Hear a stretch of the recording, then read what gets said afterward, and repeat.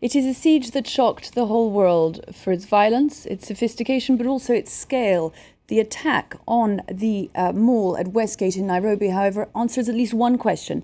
It confirms the ability of al Shabaab, who claimed responsibility for the attack, their ability to take on any target outside of Somalia, and this after being pushed out of Mogadishu in 2011. But if that attack confirms that one question, answers that one question, it raises dozens of others. And that's what we're going to address today in the interview with Benoît Hazard, who is an anthropologist and works for the French research center, the CNRS, who knows well also the particular regions in question. Thank you very much indeed for being with us. First of all, what does all that's gone on in Nairobi over the last few days tell us about al Shabaab? So, the way we can look the al Shabaab movement with events that occurred in Nairobi has something to do with change in the organization of the al Shabaab movement, which has been created in 2006 after the Mogadishu intervention or the presence of Ethiopian military in Somalia. And what we have to recall is that the al Shabaab movement is a movement that has been created in secession with UTI. It was a split. It was a splinter group of young people opposed then to the Ethiopian troops. Yeah, and the meaning of al Shabaab means the party of young people.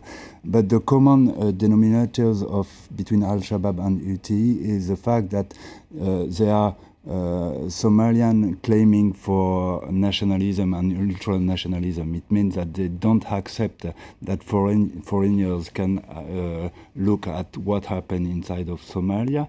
And the second point is that they are claiming for the implementation of the Sharia on the Somalian territory.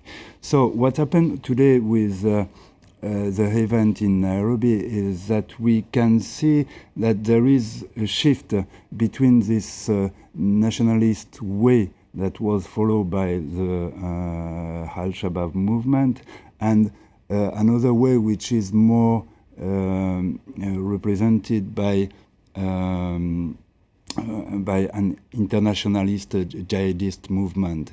And the recent event, it means in 2012 and 2013, show that something has changed in the organization of this movement. And these are, of course, things that are very difficult to gauge from the outside. So secretive is al Shabaab. It's very difficult to know what's going on inside its leadership. But there had been speculation that two rival camps had formed, one behind the leadership of its older leader, Sheikh Hassan Dahir Awais, and the other behind the man who's in charge today, Godani.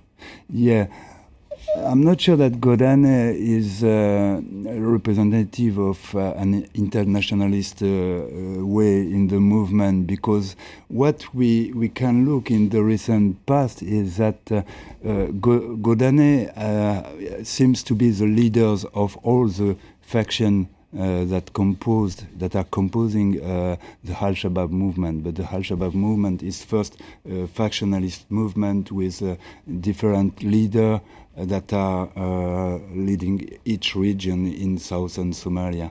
But what we can see, it is that in the recent past, the nationalist part of the al Shabaab movement has undertaken something as a war inside of the al Shabaab movement against the internationalist jihadist movement. And the figure links with the internationalist movement are Al-Afghani or Al-Ameriki, and those people have been killed. The first one in June 2013, and the second one at the beginning of September for Al-Ameriki.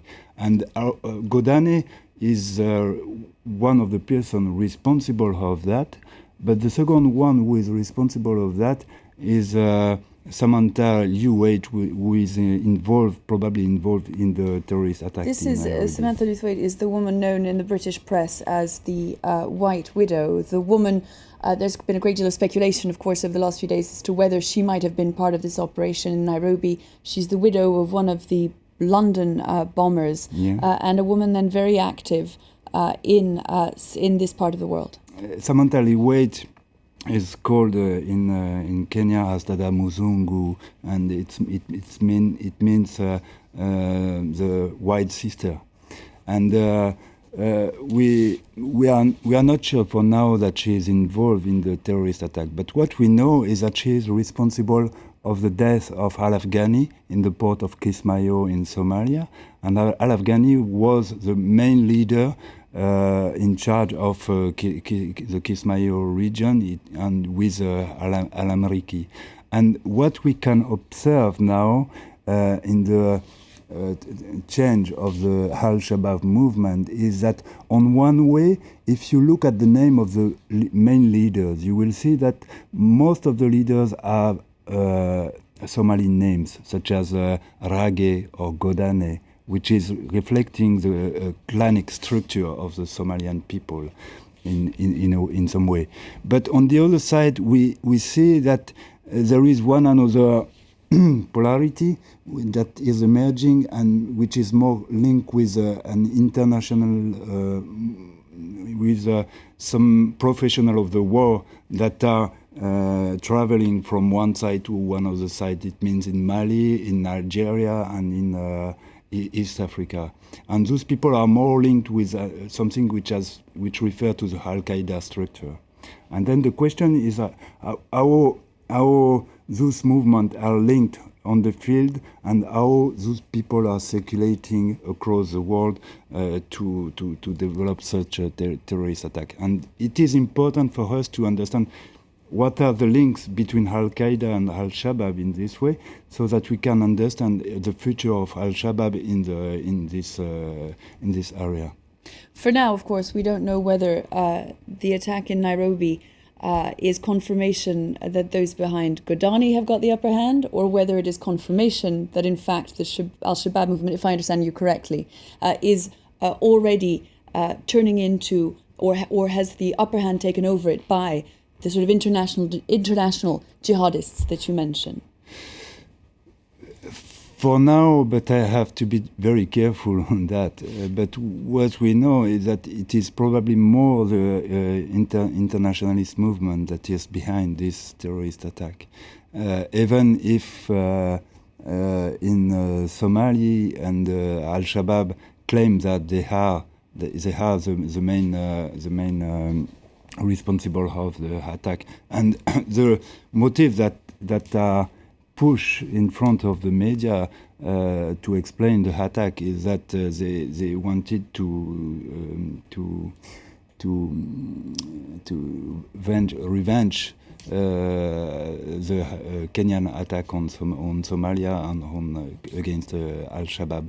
So it's really difficult for now to understand if it is Al Shabaab in Somalia or if it is an international movement. It is probably both. It means that something is changing in Somalia in the way they are. They try to organize their struggle to settle or to implement the Sharia. And because one of the goals of some leaders in Somalia, some Al Shabaab leaders in Somalia, is to implement a caliphate in all the region in East Africa. And it was one thing that was claimed by Al-Amriki, for example, in many videos. So it is clear that there is a possible connection between the two. And probably that the survival of Al Shabaab is linked with this internationalist movement too. So, but what is really new for now is that it seems that Al Shabaab tried to export the war outside of Somalia. And it is really what we observed, not only through these events in Nairobi, but for many months now in the northern Kenya. I can mention the attack in Garissa in August. It was in northern Kenya. One attack in Moyale in August too. And you have many attacks. It's something that is coming every day now in Kenya. With this latest attack, of course, the by far the most spectacular and no doubt worrying for the region. Thank you very much indeed, Benoît Hazard, for those explanations, for that insight into what we know and all that isn't known for the time being about the Al Shabaab group that have claimed responsibility for the attack in Kenya. That brings us to the end of this interview. We'll be back, though, very soon for another here on France 24. Do stay with us.